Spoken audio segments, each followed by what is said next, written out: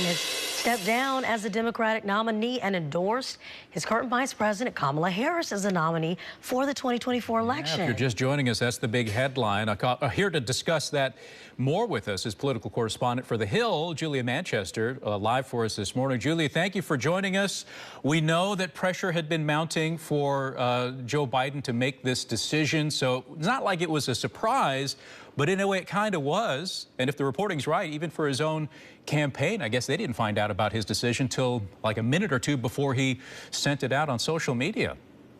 Good morning. Yeah, I would characterize it as not a surprise, but a shock. This is something we have not seen really before in U.S. history. On top of that, this was just 8 days after former President Trump had an assassination attempt against him on live television at a rally. So certainly a very turbulent week in U.S. politics. But, the pressure had been mounting on Biden to step down from donors, from lawmakers, from, Biden allies even. And, this seemed to be somewhat of a decision that he started to really consider on Saturday night. But as of Saturday morning, we know he was making calls to some of his allies. But you had Congressman James Clyburn from South Carolina, someone who is known as a kingmaker in Democratic politics. He was on cable television on Saturday morning saying he was sticking with Biden for as long as he was going to stay in the race. And then, of course, a few hours later, Biden announced he was dropping out and then endorsed Kamala Harris. So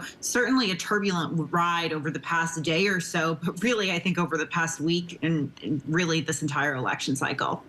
Oh, what you just mentioned there, we know that Harris is being floated as the likely nominee, but how likely do we think it is that they're going to actually vote and put her in that position?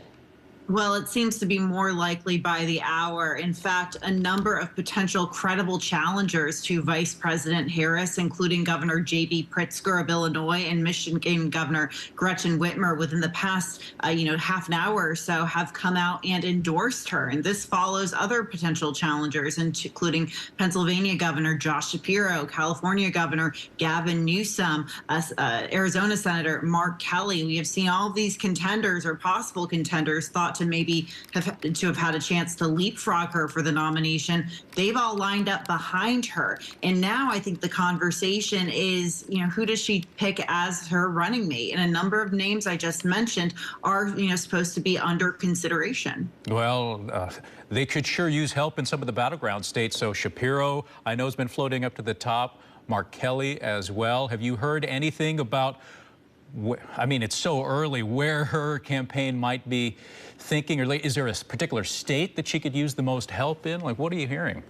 Yeah, so it is early, but, they don't really have a lot of time left. We know that the Democratic nominating convention is just next month, so time is ticking for them. Look, I think we are hearing that swing states are definitely, going to be helpful. Someone like a Josh Shapiro, a Roy Cooper from North Carolina, and Andy Beshear from Kentucky, more of a red-leaning state. All three of those governors, first of all, have executive experience, but they've also proven themselves to be able to reach out of the Democratic fold and to appeal to moderate voters and even some Republican voters. Mark Kelly, a senator, has also been floated, but I will say that would be a risk for Senate Democrats, because if Mark Kelly were to run for vice president and become vice president, if Harris were going to win, that would leave an open Senate seat in Arizona. We know that Arizona is already a swing state, so that's a calculation Democrats would have to make.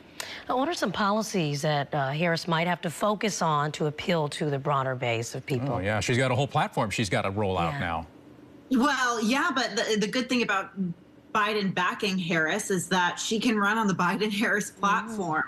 So there isn't too much rewriting that needs to be done there. Look, we are seeing her go on the offense against Republicans when it comes to Project 2025, this conservative governing agenda that was put out by the conservative group, the Heritage Foundation. That agenda the Trump campaign has distanced themselves from it, but Democrats really working to tie them to it. The issue of abortion and abortion rights. This is a very successful issue that Democrats have been able to campaign on. Just just 2 years ago in 2022. Remember when Republicans were supposed to have that nationwide red wave? That didn't happen in part because we know that Democrats were focusing on the issue of abortion. So I think you'll hear her talk about that.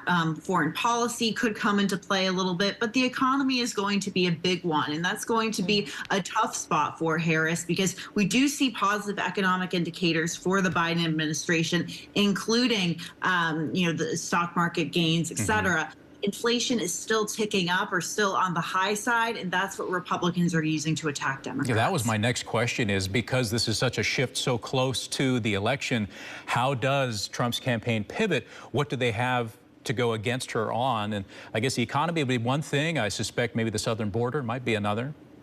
Yeah, and look, like I said, it's the Biden-Harris platform. So Trump and J.D. Vance can easily still attack them on those policy issues. And we know that Republicans had for some time been gearing up for this scenario. In fact, if you go back as early as the Republican nominating primary earlier this year and last year, you heard a number of Republican candidates, including former President Trump, saying a vote for Joe Biden would, in a sense, be a vote for Kamala Harris, suggesting that Joe Biden could be too old to finish out another 4 years in office. So they have these attacks ready to go on her. I think the border is certainly something that they want to attack her on. We know that early on in the Biden administration, she was appointed as the border czar, got a lot of criticism for the situation at the southern border. So Republicans are ready to go, but we're seeing that Harris is able to automatically inherit quite a bit from the Biden campaign, making her messaging sort of easier to deploy quickly. I know we are kind of early here in all of this, but have you seen any polls on how we would see a Harris versus Trump campaign go? There have been a few polls that were conducted before President Biden dropped out and backed her. Some polls suggest that she runs a tighter race with Trump, even though Trump is ahead of her. But I will be curious to see, once pollsters get out in the field post the Biden announcement and voters, have this clear vision in their head of a Trump versus Harris race that's going to solidify. I wonder how that plays out. Julie, we appreciate your time this morning. A lot of great insights, and boy, we'll have to wait and see where this goes. Thank you for joining us. Thank you for having me.